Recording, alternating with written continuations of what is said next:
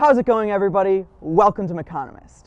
In case you're new to my Ask the Owner series, the way it works is that I ask the owner of an interesting vehicle a standard set of questions and then just let them talk about it. In this case, the owner is me, and the vehicle is my 2019 Ford Ranger. So here we go. My name is Noah. I'm a marketing specialist at Ford Motor Company, and I'm a YouTuber on the weekends. This is my 2019 Ford Ranger 4x4 Super Crew in the Lariat trim with the 5-foot box. The color is lightning blue and it's pretty much loaded to the hilt, so the MSRP comes out to a hefty $45,000. However, you can get like 90% of the same features for around 10 grand less if you go with like a 4x2 XLT Super Crew or a 4x4 XLT Super Cab. All you'd have to compromise on are cloth seats, which are actually pretty nice, and if you go for the 4x2, you won't have the same sophisticated off-road setup available, but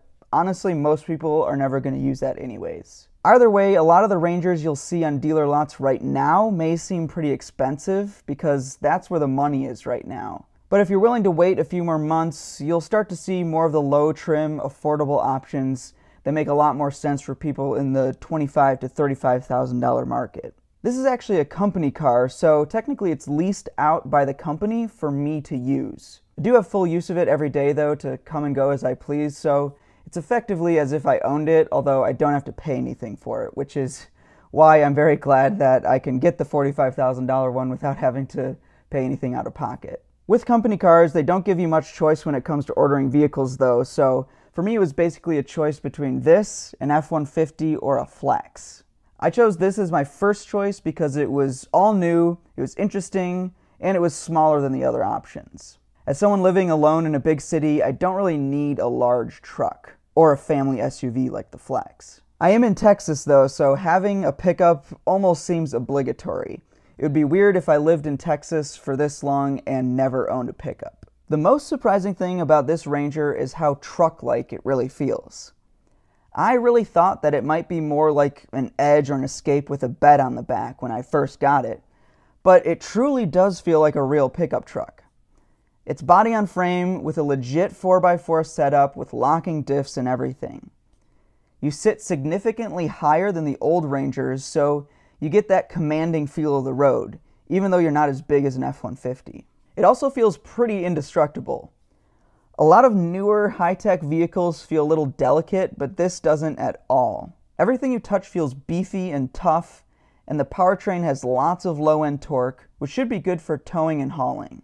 I drive the Ranger pretty much every day. I'm lucky enough that I can walk to my office though, so I don't need to, but my job does require a fair amount of travel, which is why the company gives me this vehicle in the first place. So most of the miles done on this thing are longer trips to like Austin or San Antonio or Dallas or something like that.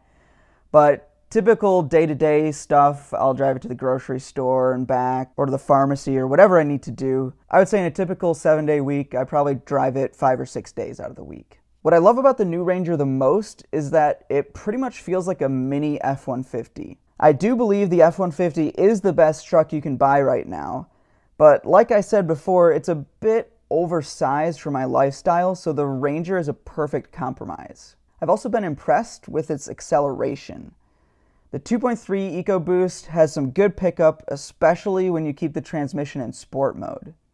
In regular mode, the 10-speed is kind of hunting for gears a lot, and it has the auto off function in order to save gas, which is good if you're trying to be efficient, but I pretty much always keep it in sport mode since that's the most enjoyable way to drive this.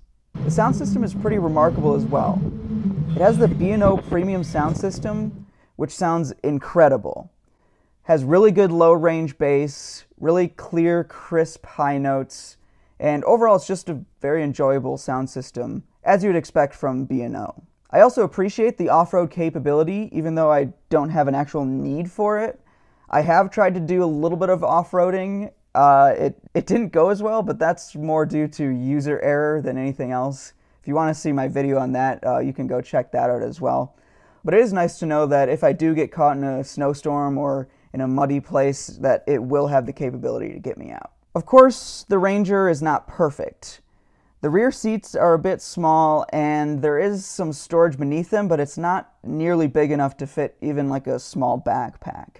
Normally I'll just throw like some shoes in there or my jumper cables, and that's about all it can fit.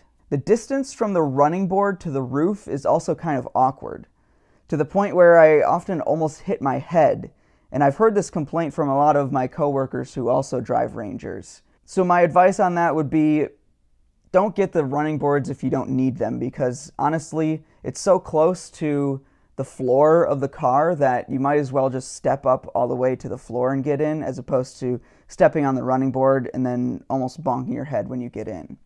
Luckily, I'm not that tall, so I haven't actually hit my head yet, but I do know people that are significantly taller than me who have hit their head once or twice trying to get into the truck. I'm going to bend the rules here a little bit, and if I could allow myself one addition to the truck, it would be a waterproof cap over the bed.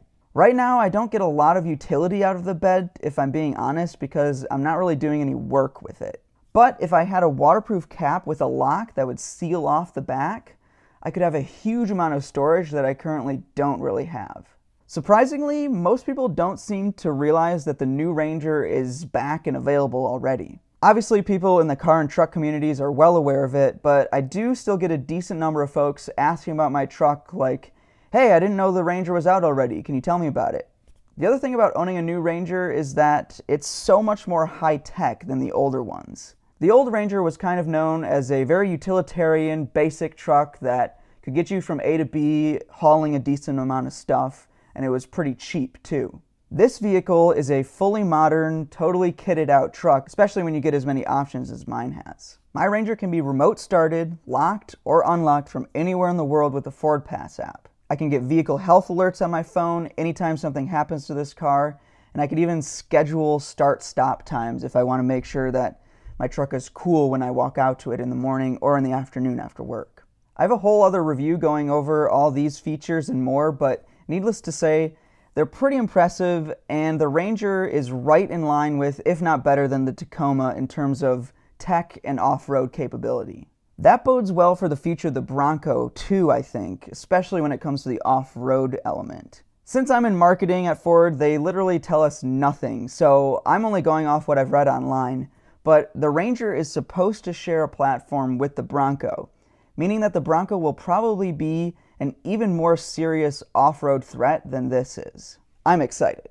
The advice I would give to someone who's looking to buy a 2019 Ranger is, first of all, I'm a small sports car guy who happens to have a truck on a company lease, not a truck guy who can do this vehicle full justice. If you're a real truck person, ask someone who has a real understanding of trucks or is also a real truck person, because when it comes to the details, I'm not really going to be your guy. But if you're new to the truck market, here's what I'll tell you.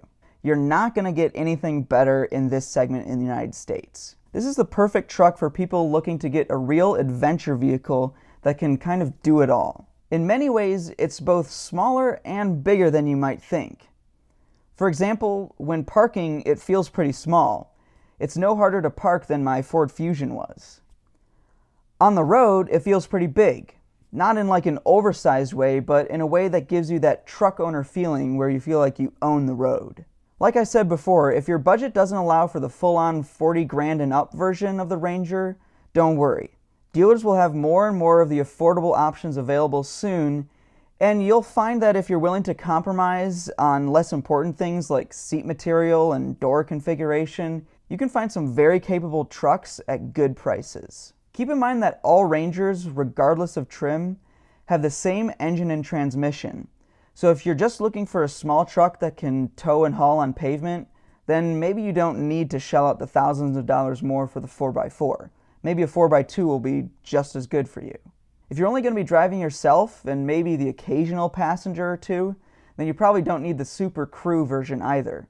The Super Cab will usually be more than enough. The other thing I would advise is keep an eye out for special offers, because Ford really believes in this truck and its ability to take market share from Toyota and Chevy. Chances are if you're watching this video, Ford wants to get you into one because they'll believe that you'll like it enough to stick with Ford and the Ford truck ecosystem for a long time. So you should be able to find some good deals out there if you keep your eye out. Thanks for watching, everybody, and I will see you guys in the next one.